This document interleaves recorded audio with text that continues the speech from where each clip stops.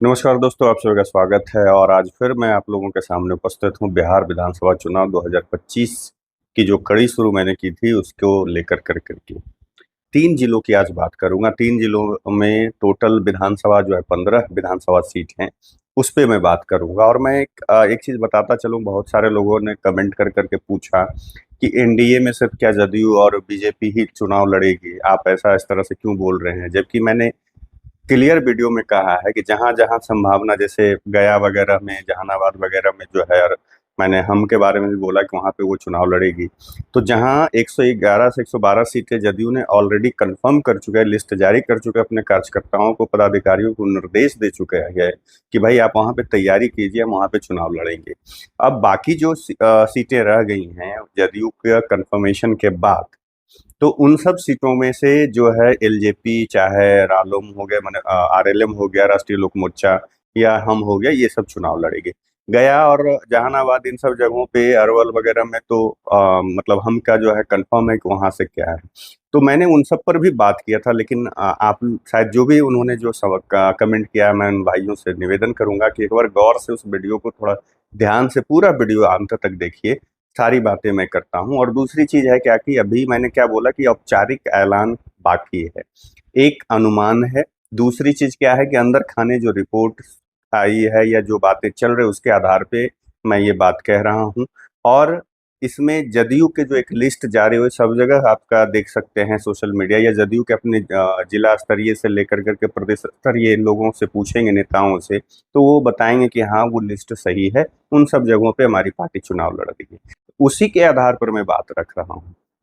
तो ये मत मानिए कि मैं सिर्फ दो पार्टियों की सिर्फ बात कर रहा हूँ। जैसे जैसे आगे बढ़ेंगे, जैसे आज मैं बात करूंगा कैमूर, बक्सर और भोजपुर जिला की, इन तीनों जिला, क्योंकि मैं अभी दक्षिणी बिहार के जितने सारे जिला, क्योंकि दक्षिणी बिहार में जदयू कम सीटों पे चुनाव लड़ रही है और उत्तरी बिहार में ज्यादा लड़ रही, गंगा उस पार जो है जदयू ज्यादा सीटों पे चुनाव लड़ रही है। अगर आप मेरे चैनल पे नए हैं तो आपसे करबद्ध प्रार्थना है कि लाइक सब्सक्राइब कर दीजिए चैनल को, और अगर मेरी बात अच्छी लगे, सही लगे, तो लाइक शेयर भी कर दीजिएगा, लोगों को रिकमेंड भी कर दीजिएगा। तो सबसे पहले मैं बात करूंगा कैमूर जिला के 4 विधानसभा की। कैमूर जिला में 4 विधानसभा हैं। चार में जैसे रामगढ़ विधानसभा, मोहनिया, भभुआ और चैनपुर, ये 4 विधानसभा कैमूर जिले में पड़ते हैं। और जहां तक पहला जो है रामगढ़ विधानसभा की जब अगर बात करूं, तो इसके पहले 2020 में जब चुनाव हुए थे तो राजद के वहां से सुधाकर सिंह चुनाव वहां से जीते थे। लेकिन इस बार जो है उपचुनाव जब 2024 में हुए, क्योंकि वो लोकसभा के सदस्य बन गए रामगढ़, माने सुधाकर सिंह, तो उसके बाद जो वो सीट खाली हुई, फिर से पुनः उपचुनाव में बीजेपी वहां पे जीती। तो ये बीजेपी वहां से चुनाव लड़ी थी 2020 में भी, और इस बार भी रामगढ़ से बीजेपी ही चुनाव लड़ेगी, इसमें कहीं से कोई इफवट नहीं। अब रह गई बात दूसरी, मोहनिया विधानसभा की। तो मोहनिया में अगर 2020 में देखेंगे, बीजेपी चुनाव लड़ी थी, और उस समय उपेंद्र कुशवाहा की पार्टी का नाम था राष्ट्रीय लोक समता पार्टी, यानी आरएलएसपी नाम था। इस बार उनकी जो वहां पे अगर दोनों का परफॉर्मेंस देखेंगे, भारतीय जनता पार्टी और उपेंद्र कुशवाहा की पार्टी की, आरएलएसपी की, तो दोनों का मतलब इक्वल था। जबकि भारतीय जनता पार्टी के साथ एनडीए जो है, मतलब जिसमें कि जदयू, उस समय वीआईपी थी, हम थी, ये सारी पार्टियां थी। उसके बावजूद उपेंद्र कुशवाहा की आरएलएसपी के साथ कोई बहुत बड़ी पार्टी नहीं थी, वो छोटे छोटे दलों को मिलाकर करके गठबंधन, तो वहां पे उनका प्रदर्शन मैं देख रहा था 2020 में कि आरएलएसपी का प्रदर्शन बीजेपी के इक्वल है। तो यहाँ पे हो सकता है कि आरएलएसपी यहाँ पे दावा ठोकेगी, और संभवतः बीजेपी जैसे चुनाव लड़ते आई है, तो ये बीजेपी आरएलएम को सीट दे सकती है, क्योंकि उनकी पार्टी पिछली बार अच्छा प्रदर्शन वहां पे की थी। अब भभुआ विधानसभा सीट पर आते हैं, जहां पे फिर से वही स्थिति मतलब बनी थी 2020 में, बीजेपी और आरएलएसपी दोनों ने बेहतर प्रदर्शन किया था वहां पर। मतलब दोनों बीजेपी के, मतलब अगर देखिए, फिर मैं वही बात कह रहा हूँ कि एनडीए में होते हुए बीजेपी की स्थिति जो जितना वोट लाई थी, उसके आसपास लगभग थोड़ा बहुत का डिफरेंस रहा था, आरएलएसपी भी लाई थी। तो इस सीट पर भी आरएलएम यानी कि राष्ट्रीय लोक मोर्चा, उपेंद्र कुशवाहा की पार्टी यहाँ पे भभुआ और मोहनिया पे दावा ठोक सकती है, ठोकेगी, और हो सकता है बीजेपी ये सीट दोनों दे सकती है। कंफर्म अभी नहीं है, लेकिन क्योंकि पिछली बार अगर रिजल्ट जो प्रदर्शन है उस पर देखेंगे तो बीजेपी से बराबर, मतलब बीजेपी के बराबर इन दोनों सीटों पे आरएलएसपी यानी उपेंद्र कुशवाहा की पार्टी ने प्रदर्शन किया था, बिना किसी बड़े नाम, बिना किसी बड़ी पार्टी के गठबंधन में होते हुए। तो इन दोनों सीटों पे आरएलएम यानी उपेंद्र कुशवाहा की पार्टी की यहाँ पे मतलब आप कह सकते हैं कि दावा मजबूत दिखता है, वो अपनी सीट मांग सकते हैं। लेकिन फिर अगर यहाँ पे कैमूर में अगर आएंगे तो बीजेपी की सीटें, जो अभी तक बीजेपी यहाँ से चारों सीटों पे चुनाव लड़ती थी, चारों विधानसभा सीट पे, इस बार जो है, क्योंकि एक चैनपुर विधानसभा जहाँ है, जहाँ से जमा खान बीएसपी से जीते थे और फिर बाद में जदयू में मिल गए, तो जिसके वजह से जदयू ने यहाँ पे चैनपुर विधानसभा में दावा ठोका है और ये सीट बीजेपी से मांगी है जदयू ने, और उसके बदले जदयू ने जो सीटें छोड़ी है उनमें से सीटें बीजेपी को दे रही है। तो जमा खान के लिए, क्योंकि जमा खान अभी मंत्री भी हैं, अल्पसंख्यक मंत्री हैं शायद समझ, और बीजेपी को ये सीट ये छोड़ भी रही है। यहाँ पे तैयारी भी जदयू कर चुकी है और जदयू की 112 सीटों की जो लिस्ट देखेंगे उसमें चैनपुर भी आपका है जदयू के लिस्ट में। तो यहाँ पे अगर उस हिसाब से देखेंगे तो बीजेपी सिर्फ एक सीट पे लड़ेगी, ये थोड़ा सा संदेहास्पद है कि यहाँ पे सिर्फ एक सीट पे, संभवतः 2 सीट पे लड़ सकती है बीजेपी। तो एक सीट आरएलएम को जा सकती है और जदयू यहाँ चैनपुर से तो लड़ ही रही है। तो ये लेखा जोखा जो है कैमूर जिले के 4 विधानसभा सीट की है। अब आते हैं, उससे आगे बढ़ते हैं बक्सर जिले की। बक्सर जिले में भी 4 विधानसभा सीटें हैं। उसमें से पहला जो है ब्रह्मपुर विधानसभा। ब्रह्मपुर पिछली बार अगर देखेंगे तो एनडीए के बाकी, मतलब वहां पे एनडीए में पिछली बार वीआईपी थी, तो वो सीट जो है वीआईपी के कोटे में चली गई थी और वहां से वीआईपी के उम्मीदवार लड़े थे एनडीए की तरफ से। तो ब्रह्मपुर में न जदयू दावा ठोक रही है और ना ही बीजेपी, वहां पे पिछली बार लड़ी थी तो इस बार भी वो नहीं, क्योंकि वहां पे एक चीज और जो सबसे इम्पोर्टेंट चीज है कि एलजेपी, उस समय जो चिराग पासवान की जो पार्टी अब एलजेपीआर हो गई है, एलजेपी ने बहुत अच्छा प्रदर्शन किया था। वहां पे वीआईपी तीसरे नंबर पे रही थी। आप ये सोचिए, वीआईपी वहां पे ब्रह्मपुर तीसरे नंबर पे रही थी और दूसरे नंबर पे एलजेपी रही थी। तो ये एलजेपी यहाँ से चुनाव लड़ेगी ऐसा प्रतीत हो रहा है। एलजेपी के लिए ये दावा जो यहाँ पे मजबूत हो रहा है। तो ब्रह्मपुर से मेरे हिसाब से एलजेपी के लिए कंफर्म सीट है, क्योंकि वहां पे अकेले दम पे लड़ते हुए सेकंड स्थान पे उनके उम्मीदवार आए थे और इस बार वीआईपी दूसरे गठबंधन में है और बीजेपी जदयू ने भी यहाँ दावा नहीं ठोका है। तो बीजेपी ये एलजेपी को सीट देगी। मुझे ऐसा लगता है कि यहाँ ये सीट फिर से गठबंधन के, मतलब किसी दल को जाना है तो एलजेपी की हो ही जाएगी, क्योंकि एलजेपी ने वहाँ अच्छा प्रदर्शन किया था। अब चले आते हैं बक्सर। बक्सर विधानसभा से बीजेपी सीट लड़ती आई है और आरएलएस भी फिर यहाँ पे पिछली बार प्रदर्शन किया था, लेकिन बक्सर मुझे नहीं लगता है कि यहाँ पे दे, क्योंकि जैसा सुनने को मिल रहा है कि आनंद मिश्रा जो पहले बीजेपी के लिए, मतलब वो नौकरी छोड़ करके बीजेपी में आए थे, शामिल हुए थे, होना चाह रहे थे, हुए नहीं थे शायद, उसके बाद फिर निर्दलीय उन्होंने चुनाव लड़ा वहां पे और फिर उसके बाद जनसुराज उन्होंने ज्वाइन किया, फिर से जनसुराज उन्होंने छोड़ दिया है और जैसी चर्चा है कि वो बीजेपी ज्वाइन करेंगे, तो मुझे लगता है कि आनंद मिश्रा बीजेपी के उम्मीदवार बक्सर से हो सकते हैं। वैसे आरएलएसपी अगर देखेंगे कि काराकट लोकसभा की बात कर रहा हूँ, मतलब यानी कि रोहतास जिले से लेकर के औरंगाबाद, रोहतास, कैमूर, बक्सर, इन सब जगहों पे आर आरएलएम यानी जो उपेंद्र कुशवाहा की पार्टी है, इन जिलों में अपने दावा ज्यादा वो कर सकती है, क्योंकि बहुत सारी सीटों पे 2020 में प्रदर्शन अच्छा रहा। काराकट में से लोकसभा से चुनाव भी लड़े हैं, 2 बार लड़ चुके हैं उपेंद्र कुशवाहा। तो इन सब जिलों से वो सीट डिमांड कर सकते हैं, तो उनका भी दावा बनता है। लेकिन बक्सर से मुझे नहीं लगता है कि आरएलएसपी को टिकट मिलेगा, वहां पे बीजेपी ही चुनाव लड़ सकती है, ऐसा संभावना है। डुमरांव विधानसभा से जदयू लड़ी थी चुनाव, फिर इस बार जदयू के 112 सीटों की संग जो लिस्ट है उसमें से डुमरांव विधानसभा सीट भी शामिल है। तो डुमरांव से जदयू छोड़ेगी नहीं। जदयू ने जो लिस्ट दिया उसमें से कोई समझौता मुझे नहीं लगता है कि करने जा रही है। और राजपुर जो सुरक्षित सीट है वहां से भी जदयू चुनाव लड़ेगी, ये भी कंफर्म है। ये भी उसकी 112 सीटों की जो लिस्ट जारी हुई थी, जो लोगों के सामने आया, उसमें ये दोनों सीटें भी हैं।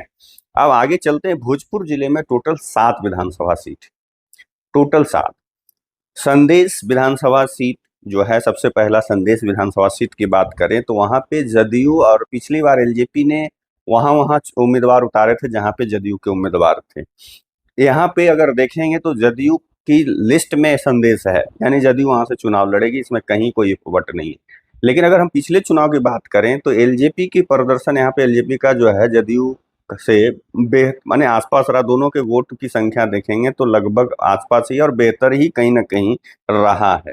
तो यहाँ पे ऐसे जदयू ने अपनी लिस्ट जारी कर दिया है, उसमें वो संदेश से जदयू ही लड़ेगी, इसमें कहीं भी कोई वट नहीं है।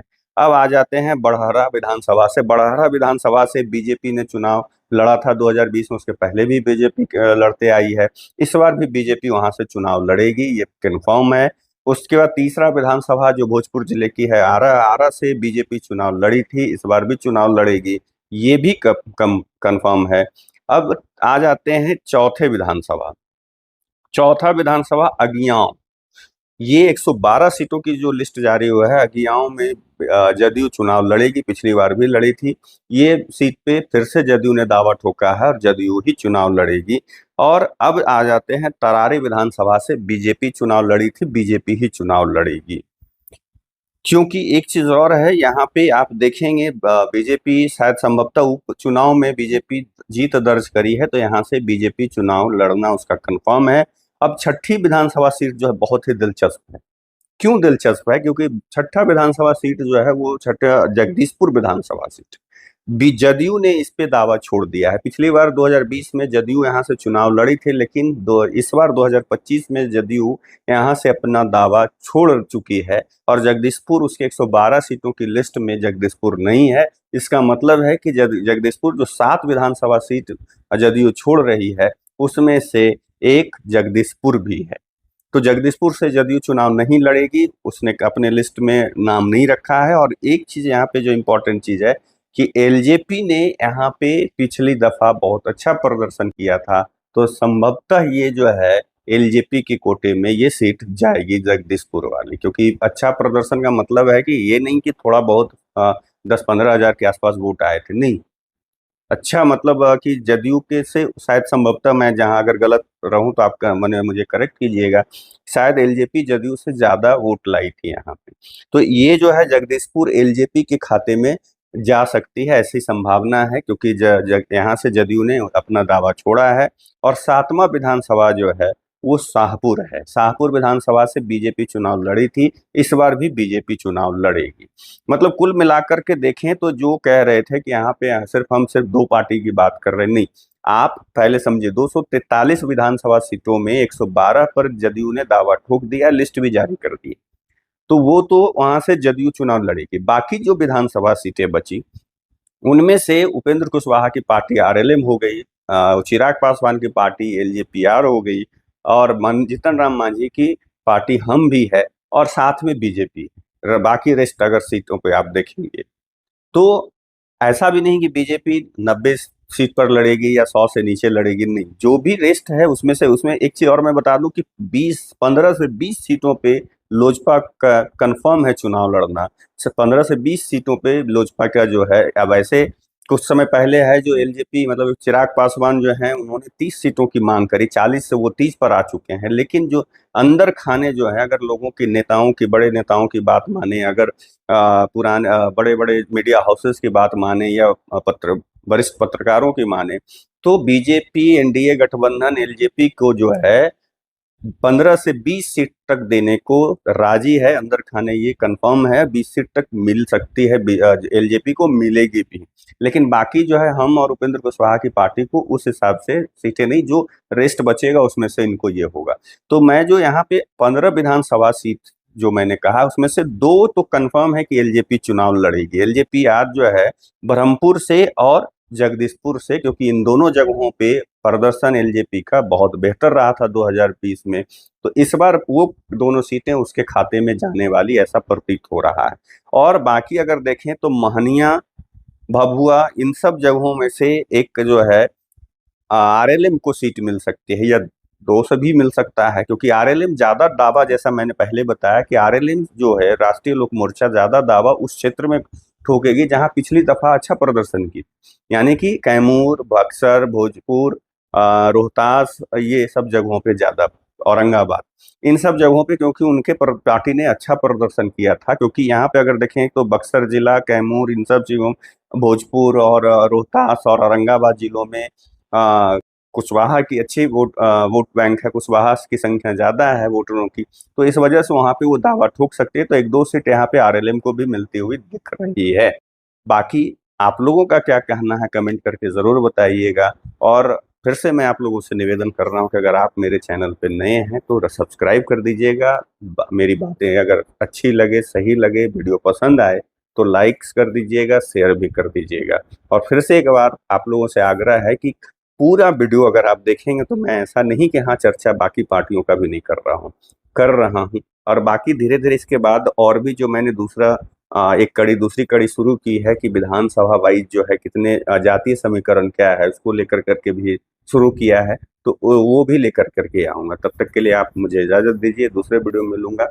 नमस्कार।